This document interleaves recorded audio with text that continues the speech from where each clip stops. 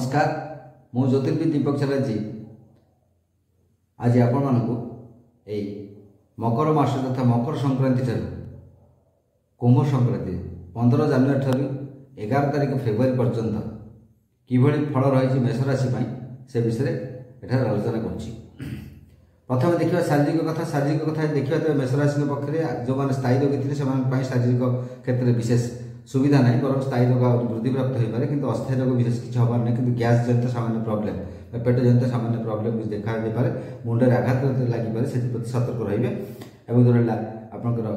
पारिवारिक कथा देखा पारिवारिक क्षेत्र में प्रायतः अशांति बद किसी ना कि लगी मात्र संतान मान क्षेत्र में उन्नति हो विद्यार उन्नति देखिए आप आनंदित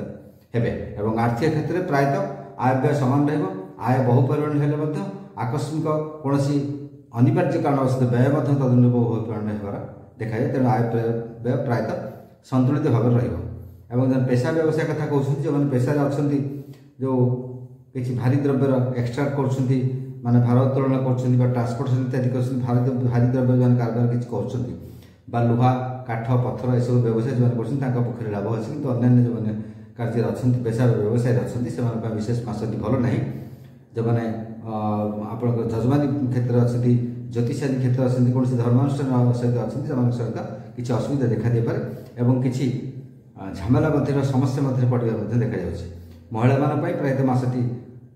सेमती अशुभंकर ना कि शुभंकर नॉर्मल रहा। जो मैंने छात्र छात्री रही छात्र छात्री मानी मासटी प्रायतः भल मात्र कठिन परिश्रम जारी न रखिले आगक फलाफल सब भल भाव देखा जाऊ ना। और सरकारी क्षेत्र जो चाकरी क्षेत्र सरकारी क्षेत्र जो अच्छे किसी लाभ अच्छी बेनिफिट अच्छी और जो मासर प्रथमार्थ देखिए प्रथमार्थ से बहुत बेनिफिट अच्छी 15 तारीख आरंभ कर